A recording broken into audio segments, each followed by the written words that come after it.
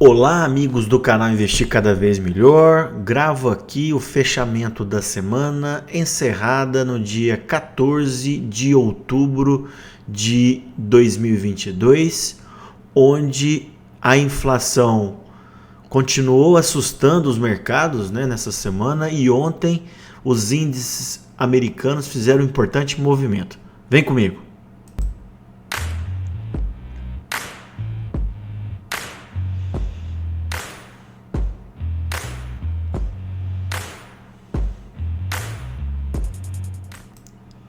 Então vamos lá, nosso disclaimer de sempre, que esse vídeo tem apenas um caráter educacional. Bom, os temas da nossa atualização hoje. Inflação segue muito resistente e resiliente nos Estados Unidos. Vou falar sobre a situação na Europa. Inflação, juros e renda fixa aqui no Brasil. Atualização das commodities. Vou comentar que as bolsas americanas no dia de ontem sinalizaram a possibilidade de um fundo de curto prazo, comportamento do dólar e Ibovespa. Vamos cair ou vamos buscar os 121 mil pontos? Bom, então o primeiro tema, que é a inflação. Inflação em alta, juros em alta, e isso vai acabar no final dando a recessão, Então, no dia de ontem, saiu o índice de inflação americano, que seria mais ou menos como se fosse o IPCA, e ele veio de 0,4 em setembro, acima da expectativa do mercado. Então, a inflação anual ficou em 8,2, e aí a gente vai ver que na hora que saiu o CPI, a bolsa americana despencou, mas depois recuperou fortemente. Isso aqui a gente já vem mostrando no dia 30, que um outro índice já tinha ficado em alta, a gente esperava por isso. E quem me acompanha desde janeiro, a gente vem falando que o principal assunto desse ano seria o comportamento da inflação. Só para vocês terem uma noção, eu peguei hoje do Twitter, aqui, olha, a inflação na Turquia mais de 80%, na Argentina quase 80%, na Alemanha 10%, Reino Unido quase 10%, Estados Unidos 8,2% e Brasil 7,17%.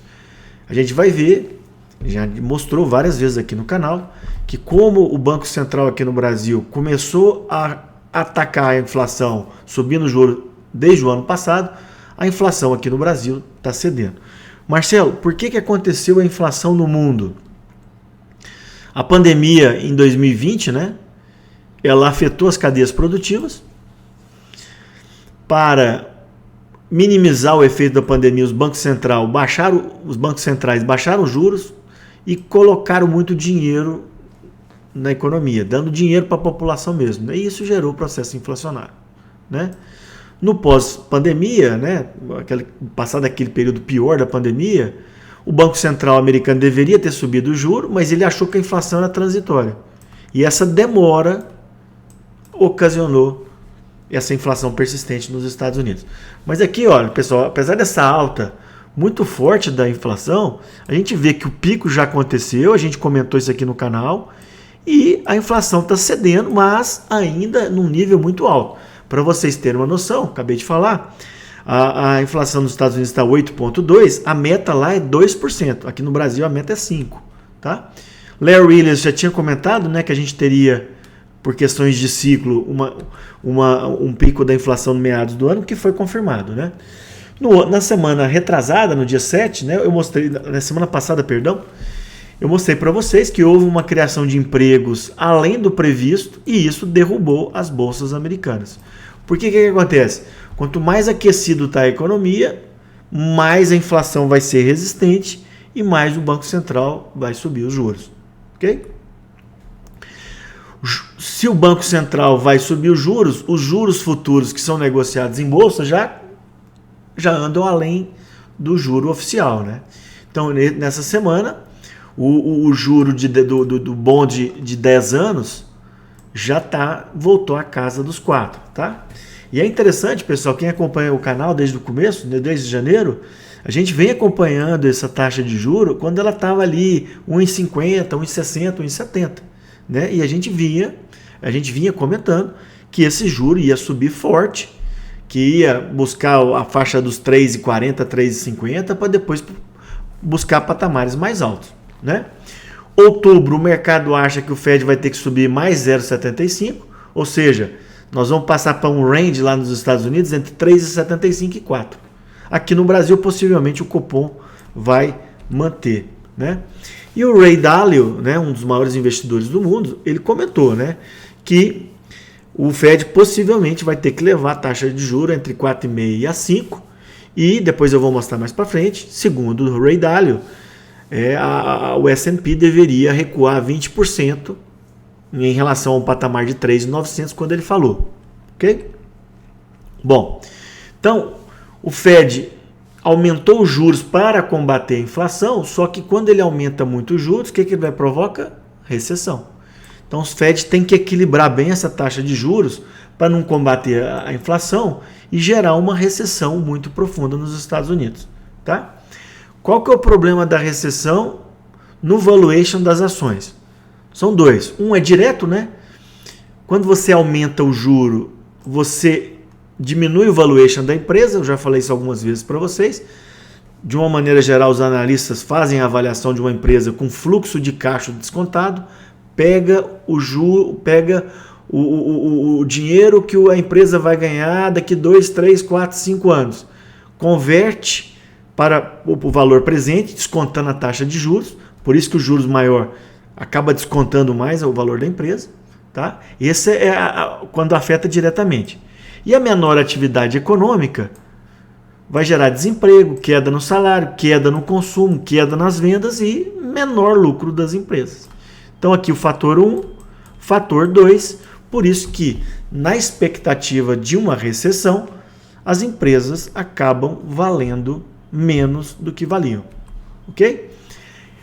Uma coisa que eu venho mostrando para vocês, e vou continuar mostrando, porque o Larry Ellison escreveu isso em abril, quando o pessoal estava comentando que a recessão já estava chegando nos Estados Unidos. E ele mostrou nesse gráfico que a recessão é um efeito tardio do ciclo de juros. Essa linha em azul é os juros do Fed, tá? E aqui o cinza é os períodos de recessão. Perceba que você tem um aumento de juros, aumento. Quando o Banco Central vê que a inflação já está sendo controlada, ele começa a reduzir. Só que, por efeito tardio, aí vem a recessão. Tá? Então a recessão sempre é na queda dos juros, após uma subida, e não na subida de juros, segundo esse estudo de Larry Ellison. E um comentário que foi feito no final do mês de setembro, né, de um dos membros do Fed, ele comentando, né, que a recessão, a possibilidade de uma recessão, não vai impedir o Banco Central de aumentar os juros por lá. Passemos então à atualização agora da situação na Europa. A Europa tem os mesmos problemas que eu acabei de mostrar dos Estados Unidos, só que tem um agravante, que é o conflito no leste europeu, tá? E, em virtude das sanções à Rússia e o problema de fornecimento de gás natural e petróleo da Rússia para a Europa, né, a Europa vai ter uma crise energética, já está tendo na verdade, né, sem precedentes, especialmente agora no inverno. Tá? Inflação por lá muito alta, eu já tinha mostrado para vocês isso aqui. Olha aqui de ontem, inflação na Alemanha bate 10% ao ano, né? Lembrando, pessoal, que aqui no Brasil a gente é um pouco mais acostumado com o processo inflacionário. Nos países desenvolvidos, como a Europa, como os Estados Unidos, eles não estão acostumados com a inflação dessa magnitude. E eu comentei, né? O Fed demorou a subir os juros, mas começou lá em fevereiro, março desse ano. O Banco Central Europeu demorou mais ainda, começou agora no segundo semestre. Então lá, o juro lá está 0,75, eles vão ter que subir muito esse juro aqui para combater a inflação, né? Então o combate na inflação na Europa vai ser mais complexo, né? Lá no Reino Unido, pessoal, depois que a primeira-ministra aqui assumiu, né? Ela tomou uma série de medidas que isso acabou derrubando mais ainda a Libra frente ao dólar e está gerando uma confusão danada, né? Nos títulos públicos lá da Inglaterra. Eu ainda não li detalhes sobre o plano lá, mas o mais importante é o seguinte: a gente já vinha de um cenário complexo. E aí a primeira-ministra da Grã-Bretanha botou fogo ainda mais nesse problema, né? Inclusive hoje o ministro da Economia da Inglaterra, ele foi demitido, tá? E eu vim mostrando para vocês, né? O DAX, que é o índice de bolsa na Alemanha, caiu esse ano 35%. Muito mais do que os índices americanos e o Brasil, né? Eu comentei na semana passada com vocês que estava muito... Nessa semana praticamente isso sumiu da mídia, né? Mas na semana passada estava falando muito sobre o Credit Suisse, que é um banco suíço, né? Da possibilidade dele ser o novo Lehman Brothers, que foi o banco que desencadeou a crise de 2008. Tá? Mas eu falei para vocês que o Marink escreveu, é um cara que estuda muito o mercado internacional, que ele achava improvável essa crise no Credit Suisse alastrar para o mundo, né? O que parece que realmente arrefeceu, pelo menos por enquanto. O grande problema dos últimos dias foi que a gente teve uma explosão nessa ponte que liga a Rússia à Crimeia, que foi tomada em 2014, né? E isso acabou levando uma represália da Rússia à Ucrânia, né? Aumentou muito os ataques da Rússia na Ucrânia. E isso acaba elevando o tom do conflito no leste europeu. Bom, passemos aqui rapidamente a situação no Brasil, tá? Então saiu nessa semana o IPCA, mais uma deflação. São 3 meses consecutivos de deflação aqui no Brasil. A inflação de 12 meses foi para 7,10, mais ou menos, 7,2, tá? E lembrando que o efeito maior disso aqui, né, da inflação, foi a redução dos combustíveis e da energia elétrica pela redução do ICMS. E também da queda das commodities, especialmente do petróleo, no mercado internacional. Como a inflação aqui no Brasil atingiu o pico antes e ela vem caindo, lembrando que ela bateu mais de 12%, né, pessoal? Agora ela está em 7% e a meta seria 5%. Então o Banco Central já interrompeu aqui a alta da Selic e possivelmente a gente vai, num futuro breve, ver a Selic caindo.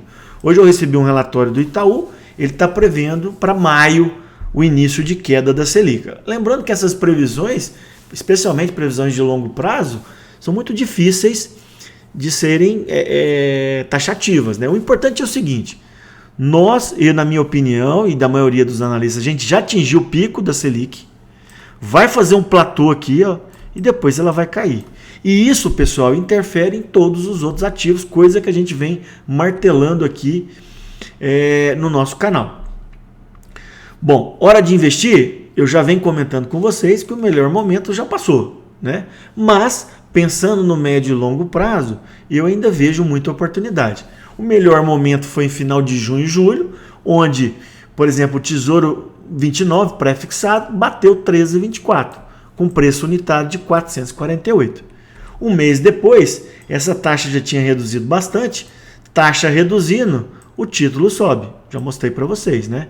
Foi essa queda aqui, ó, dos juros futuros que levou a essa queda dos juros no Tesouro Direto e o aumento do preço unitário. Já mostrei várias vezes para vocês, queda de juro, aumento do preço dos títulos. Tá? Se a gente prevê uma maior queda da Selic e dos juros futuros para frente, a gente tem que comprar títulos, porque os preços vão subir. Tá? Aí depois, esse juro começou a ficar mais ou menos estável, que é em torno de 12 no dia 29, depois 11,60 e agora 11,93, 11,79, né? Voltou a subir, por quê?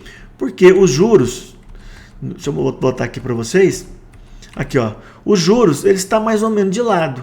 Então, às vezes vai ficar 12%, às vezes vai ficar 11,80, né? Então, assim, houve aquela queda de julho para agosto e agora nós estamos aí no range aí de 11,50 a 12 e pouquinho. ok? Eu acho que para quem ainda não entrou no Tesouro Direto, aproveitar, né, esses momentos de estresse, usualmente quando a bolsa cai, os juros sobem, e aí você vai lá e compra aos poucos seus títulos, tá? Quando cairá, eu já comentei com vocês. Bom, passemos então à atualização das commodities. Bom, eu venho mostrando para vocês, já tem quase um mês, né, que o ouro perdeu a faixa dos 1.700 pontos. 1.700 dólares, né, a onça. E eu falava para vocês que isso era um movimento muito importante, porque ele tinha ficado aí travado entre 2.100 e 1.700 durante mais de 2 anos. Então eu tinha comentado com vocês que eu tinha reduzido minha posição em ouro, né? E a perda disso poderia levar a uma queda maior do metal, coisa que a gente está vendo agora, tá? Obviamente os movimentos do ouro, eles são mais arrastados, não é da noite para o dia. E uma coisa interessante que eu comentava com vocês é que se o mercado vislumbrasse uma inflação totalmente descontrolada e uma crise muito severa para frente, o ouro, na verdade, deveria ter disparado. É assim que aconteceu nas últimas crises, tá? Então, esse ouro, teoricamente contido, me faz crer que a gente deve ter uma recessão, mas uma recessão mais tranquila, ok? Isso é apenas uma previsão, um comentário. Semana passada, o barril Brent subiu forte, mais de 10%, em virtude de uma reunião da OPEP que resolveu reduzir a produção, tá? Só que nessa semana voltou a cair o petróleo, tá? E lembrando, né, pessoal, que o grande problema é o seguinte: o maior vilão da inflação nos Estados Unidos, no mundo, é justamente o petróleo, tá? Então lembrando aqui, ó, ele bateu no auge da crise lá 140 dólares, hoje ele está sendo negociado perto de 90, tá? Perto de 90. Bom, o minério está mais ou menos estável, em torno de 94,90. Semana passada estava 95,55. E lembrando, né, que esse patamar de 90, ele é muito longe do pico do ano passado, em mais de 200, e também muito longe da mínima de 2016, que foi 38, salvo engano, menos de 40. Tá? Só que a gente tem que perceber o seguinte: o minério está aqui cotado a 94 e aqui foi a 40. Só que se a gente jogar o processo inflacionário, o minério não tem muito para cair, né? Inclusive o Cerise até comentou isso ontem, numa live do Stock Pickers, em relação a isso. Então assim, eu vejo que o minério pode até cair mais, é óbvio, né? A China cresceu muito pouco esse ano, mas eu realmente não enxergo uma queda muito além aí de 90 a 80 dólares do minério, tá? Soja, mais ou menos estável, em patamares altos, né? Eu venho falando para vocês, o trigo é a mesma coisa, tá? Em virtude do conflito no leste europeu. Bom, passemos então aos sinais gráficos que aconteceram nas bolsas americanas, tá? Então, pessoal, isso aqui é uma coisa importante. No dia de ontem, eu considero que as bolsas indicaram um fundo. Isso aqui, pessoal, não infere que o bear market acabou e nós voltamos para alta. Só o tempo vai nos dizer. O que o gráfico está mostrando, e eu vou colocar para vocês, é que pode ser que a gente fez um fundo, a gente pode ter um repique de alta mais forte ou menos forte, e aí depois a gente vai ver se esse fundo vai ser respeitado ou não, tá? E outra coisa importante, pessoal, começou a temporada de resultado nos Estados Unidos. E isso, em geral, é um driver muito importante da bolsa, tanto para alta como para queda. Eu estava vendo hoje alguns analistas, já saíram resultados de alguns bancos americanos, e os resultados vieram melhor do que o esperado, tá? Bom, então isso aqui é o gráfico semanal, né, do Dow Jones. Percebam aqui, ó, ele fez lá o topo em janeiro, e aí começou, ó, queda, sobe um pouquinho, queda, sobe, queda, topos e fundos descendentes, tendência de baixa. E nós fizemos um novo fundo aqui. Numa tendência de baixa, o que você espera? Um repique e depois novos fundos. Essa é a expectativa para um prazo um pouco maior. Todavia, pessoal, no dia de ontem, o mercado americano, para quem entende um pouquinho de análise técnica, fez uma alta extremamente vigorosa, com muito volume, em cima do fundo anterior. Em cima do fundo anterior. Tá? E em análise técnica, a gente chama isso de W.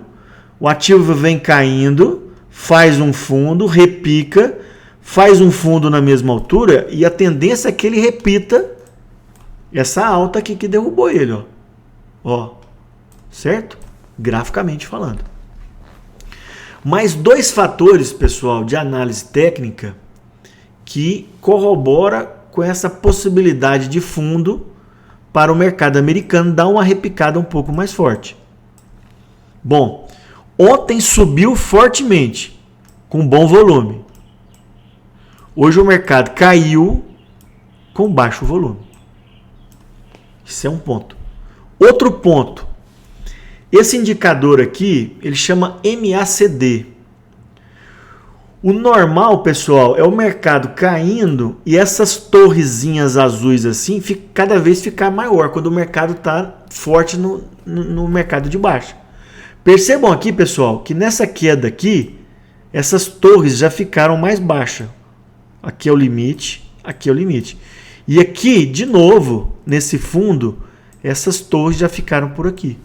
Então, segundo o Dr. Alexander Elder, no livro dele, esse aqui é um dos sinais gráficos mais fortes que existem.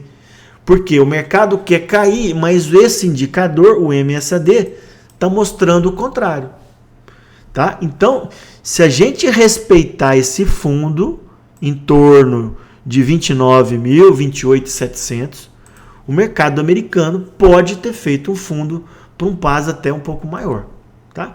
Obviamente, pessoal, isso aqui são dados de análise técnica. Quem me acompanha sabe que eu uso tanto o gráfico como o fundamento para tomar as minhas decisões.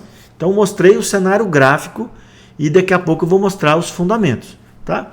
Para quem quiser aprender um pouco mais sobre análise técnica, eu vou gravar uma série de aulas a partir da semana que vem, tá? Sobre análise técnica do básico ao mais avançado. Tá? Então, semana que vem já sai a parte 1. Tem meu livro também disponível na Amazon.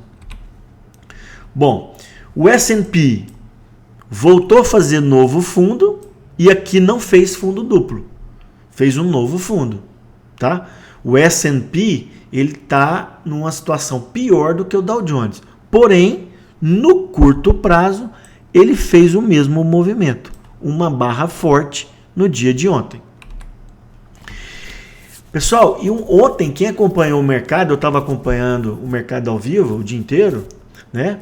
Aconteceu até o Marink, que é um cara que eu acompanho da Inversa, da MyCap, ele colocando, ontem aconteceu uma reversão histórica no S&P. O que foi essa reversão?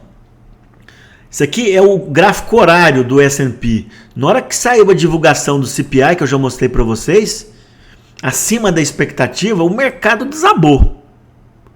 Só que na mesma velocidade que ele desabou, ele voltou e deu uma pancada e subiu quase 3%.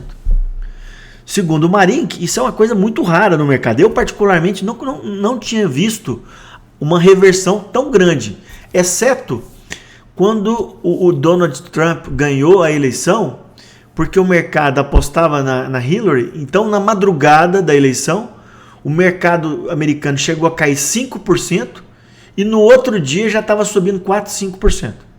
Então percebam, pessoal, que o mercado ele muda de opinião de repente. Tá? Nesse relatório do Marink, ele colocou que um analista da Gavico, que é uma das empresas de research mais conceituada no mundo, ele falou que essa alta do mercado, ele sugeria aproveitar a alta para desfazer das ações. Já o Marink, ele acredita que nessa faixa de 3.600, ele acha que quem estava vendido deveria zerar, ficar neutro, nem apostar na alta, nem apostar na queda, esperando maiores movimentos do mercado. Tá? E a Nasdaq também é a mesma coisa, né? a gente está lá naquela faixa do 10.600, acabou perdendo essa semana, porém no dia de ontem a mesma coisa, a gente fez um candle muito forte, tá?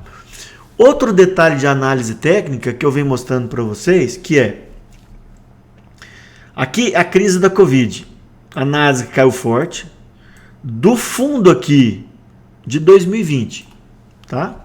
Até o topo de novembro do ano passado, que a Nasdaq subiu aqui de torno de 7 mil para 16.600 mil pontos, tá? Nós já corrigimos entre 50% e 60% do movimento. Essa correção, pessoal, quem estuda análise técnica, é a correção mais importante dos ativos. Então o mercado, quando ele está em tendência de alta de longo prazo, eu estou falando em anos, ele vai lá, dá uma esticada de 100%, corrige em torno da metade ou 60%, para depois voltar a subir. Tá? Então, mais um detalhe de análise técnica mostrando que a gente pode estar fazendo um fundo. Então, já comentei com vocês, mas eu venho mostrando, né, que eu acredito muito nessa sinergia entre análise técnica e fundamentos. E assim eu mexo nos meus ativos no dia a dia. Obviamente, isso não é uma unanimidade. Se você perguntar para os traders, né, que operam análise gráfica, eles praticamente só olham os gráficos. Já os fundamentalistas, eles falam que só olham os fundamentos. Mas se você ouvir um analista fundamentalista, ele sempre está citando os gráficos. Ah, ali é um ponto de compra e tal. Eles não usam para comprar no dia a dia, mas acabam usando os gráficos para auxiliar nas tomadas de decisão. Bom, então, no atual patamar, S&P em torno de 3.600, Dow Jones em torno de 29 mil e a Nasdaq em torno de 10.300. Oportunidade ou armadilha? Então vamos ver a opinião de algumas pessoas importantes. Então já tinha comentado, o Ray Dalio falou no dia 15 de setembro que se os juros nos Estados Unidos caminhar para 4,5 a 5, coisa que a gente está vendo que está acontecendo, deve acontecer, o S&P deveria cair para 3.100. A gente está em torno de 3.600. Ou seja, teria uma queda ainda acima de 10%. Tá? Eu busquei esse estudo, já mostrei na semana passada para vocês, de junho, do Goldman Sachs, replicado no Empíricos, ele comentando, aqui ó, se a bolsa voltar para a média histórica em 14 vezes lucro, dependendo do lucro das empresas, aqui ó, tá a estimativa, né? Poderia de 3.500 a 3.150. Tá? Inclusive, eu ouvi de alguns analistas que essa faixa de 3.100, 3.150, 3.200 seria um buy opportunity maravilhoso da Bolsa Americana. Só que, pessoal, o que a gente tem que perceber?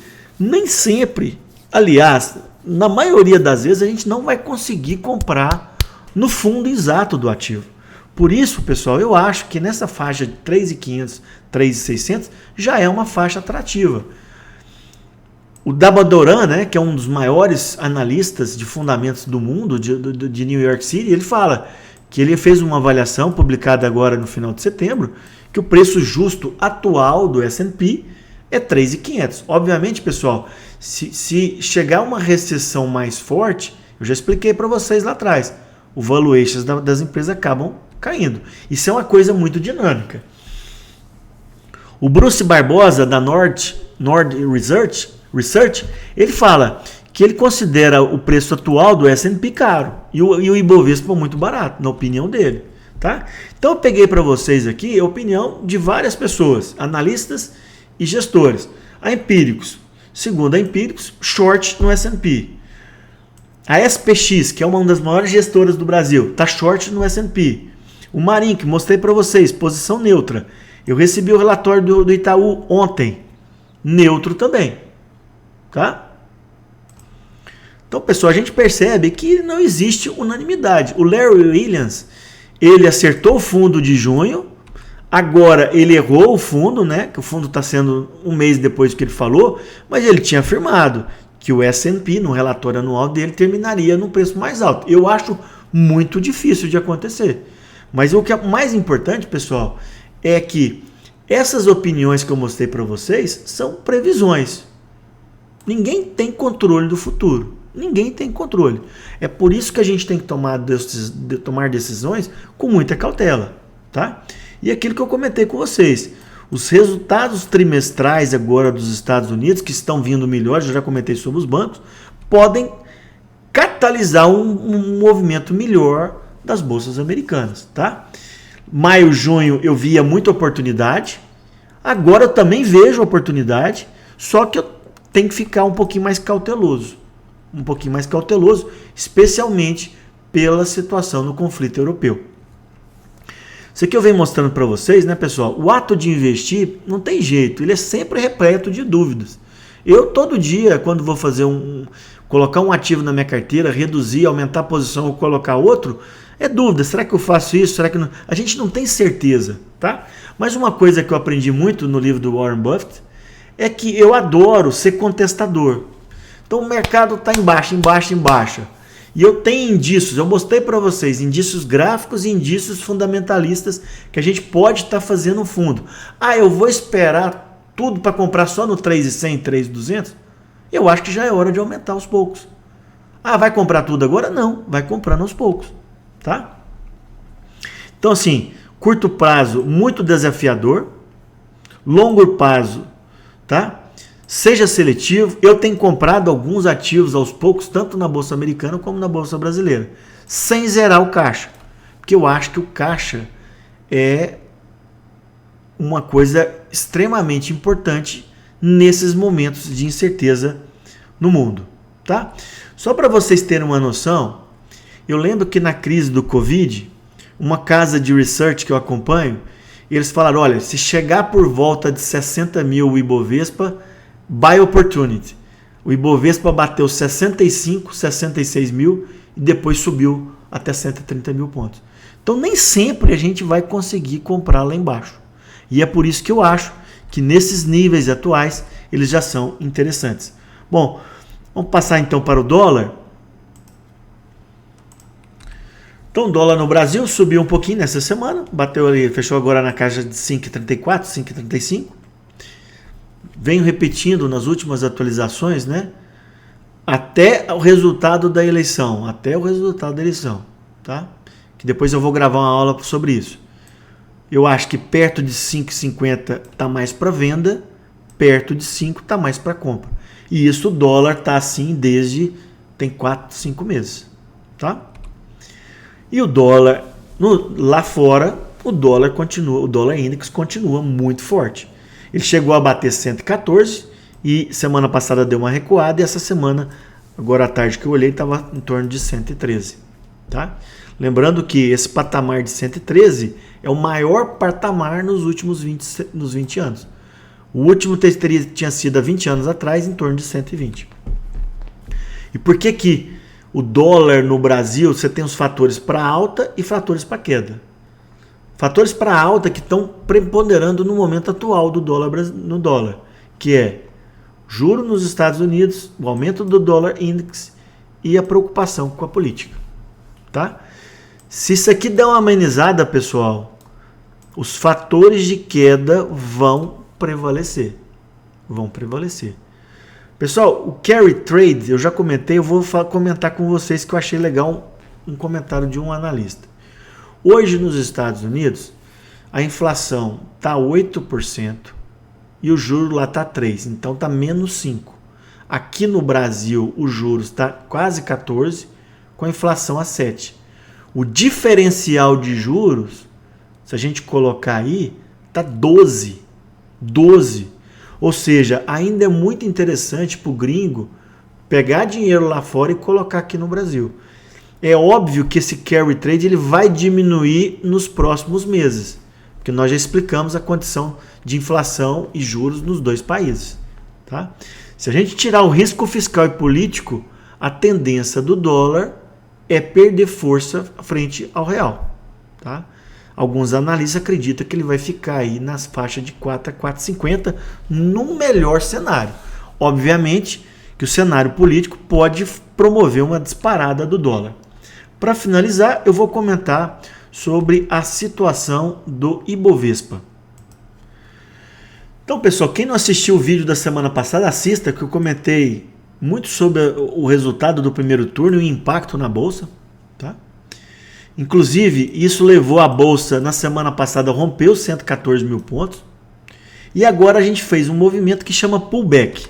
Deixa eu explicar para vocês o que é isso. Então, há 2 semanas, na véspera da eleição, o mercado tinha feito 2 candles altistas. Tá? Aqui. E eu comentei com vocês que começou a abrir as bandas de Bollinger, que é esse tracejado aqui. Marcelo, o que é isso? É um marcador de volatilidade. Percebam aqui que ela estreitou. Quando ela estreita, quando a volatilidade de um ativo estreita, isso mostra que daqui a pouco ela vai ter uma explosão de movimento. O que a gente não sabia é se ia para cima ou para baixo. Mas eu comentei que a gente estava próximo de um movimento importante.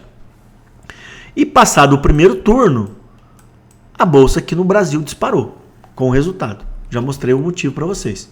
Né? Só que é muito comum, pessoal, a Bolsa fazer isso. Ela vai lá, rompe a resistência, rompe, e aí depois ela recua. Esse movimento de recuo chama pullback. E ela testa essa resistência como suporte. Tá? Então isso é muito comum e é isso que nós estamos vendo. Aqui, olha lá de novo. Rompeu e agora a gente vem recuando nos últimos 6 pregões. Tá? Marcelo, quais são os movimentos possíveis para o Ibovespa? Tá? Em virtude da abertura das bandas, pessoal, eu acho que nós vamos para cima em busca dos 121 mil pontos. Essa é a minha impressão. Porém, se tiver um agravamento, isso eu estou falando antes do segundo turno, tá? Acho que a gente tem uma chance boa de buscar os 121 mil pontos.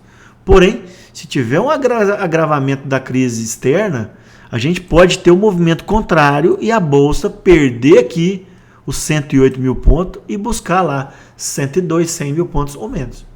Tá? Ah, Marcelo, mas você está falando 2 cenários completamente diferentes. Mas é assim mesmo, pessoal, não tem jeito. A gente não tem bola de cristal. Tá? Eu acho que hoje existe uma probabilidade maior da gente ir para cima, porque eu comentei para vocês, parece que as bolsas americanas fizeram fundo. Se isso é verdade, vai ajudar a bolsa brasileira a subir. Ah, tem certeza disso? Nenhuma, zero certeza. Outra coisa, pessoal, hoje a bolsa brasileira caiu, até forte, só que sem volume. Tá? Então, quando a queda sem volume pode indicar um movimento errático. Eu tinha mostrado para vocês nos vídeos anteriores que a gente estava num decoupling, né, que é um descolamento entre o Brasil e os Estados Unidos, nesse ano de 2022, onde o Ibovespa estava sempre melhor do que as bolsas americanas. Tá?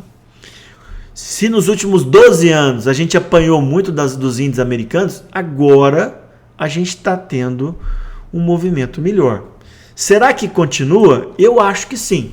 Eu acho que continua. Acho que a gente vai ter um desempenho relativo melhor do que os índices americanos. Mas dependerá muito das eleições. Ok? Bom, curto prazo aqui no Brasil, muita volatilidade. Eu acho que a gente deve ter um movimento importante nas 2 próximas semanas antes da eleição. Tá? É óbvio que existe a possibilidade do mercado ficar parado ali, mas eu acho isso menos provável.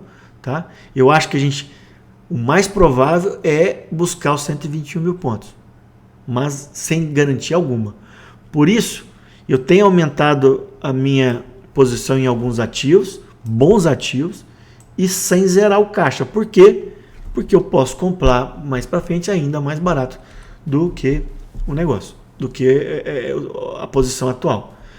O importante, pessoal, é que apesar do Brasil estar num movimento melhor do que as bolsas americanas, a gente não é uma ilha. Tá? Se os mercados americanos piorarem bastante, nós vamos junto, não tem jeito. Tá? Lembrar que a situação na Europa está difícil. Eu coloquei do Credit Suisse, mas eu citei o problema da Inglaterra, citei o problema da crise na Rússia. Né? E isso aqui, pessoal, hoje, confesso para vocês que é o fator que mais me preocupa em relação ao meu otimismo. Porque assim, se chegar a recessão nos Estados Unidos, a bolsa cair para 3.000, 3.100, tudo bem. Nós estamos perto dali, a gente faz um fundo e depois vai começar a recuperar tudo de novo. Mas um acirramento importante na guerra no leste europeu, tá? Com o uso de armas nucleares, isso pode ser muito ruim, não só para a humanidade, mas também para os ativos financeiros, né? Então, os ativos financeiros, num eventual ataque, eles vão despencar, e isso é muito ruim para nós como um todo, né? Tanto para a Europa como para todo mundo, né? A gente não sabe para onde que pode parar isso, tá? Longo prazo, pessoal, eu vejo muita oportunidade, mas em virtude desses fatores que eu acabei de mostrar, a gente não pode ter exagero e fazer a diversificação. Não tem jeito. Eu já gravei uma aula sobre o primeiro turno, assista, e vou gravar possivelmente na outra semana, na véspera do segundo turno, o impacto que o resultado. Não vou colocar para vocês quem que eu quero que ganhe. Eu vou falar assim, qual que é o impacto da vitória de um ou outro candidato à presidência nas bolsas de valores. Para a gente montar uma carteira que enfrente os dois cenários, tá? Eu já mostrei, não vou falar isso para vocês, tá? Um relatório do Bank of America, ele colocando, olha, no melhor cenário a bolsa pode chegar daqui a 2 anos 175 mil pontos. E cair para 95, num pior cenário. O dólar pode ir de 4 a 7,50. Olha aí, pessoal. Olha a diferença do impacto. O mais importante, pessoal, é isso aqui, né? Diversificação para minimizar os riscos e enfrentar os diferentes cenários, tá? Então não tem como.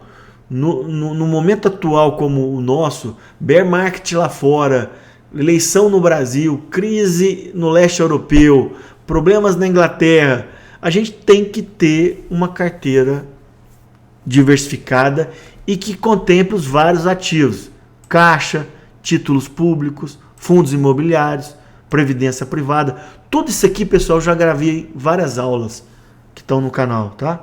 Ações, ativos de proteção que no Brasil é ouro e dólar. Obviamente essas porcentagens, pessoal, eu fiz aqui para uma pessoa de perfil conservador, em torno de 45 anos, né, que já atingiu 50% da meta de patrimônio.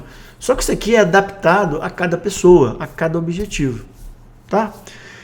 Então, pessoal, aqui eu encerro a atualização de hoje.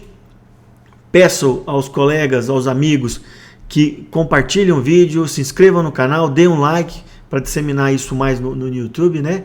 E até uma próxima. Muito obrigado.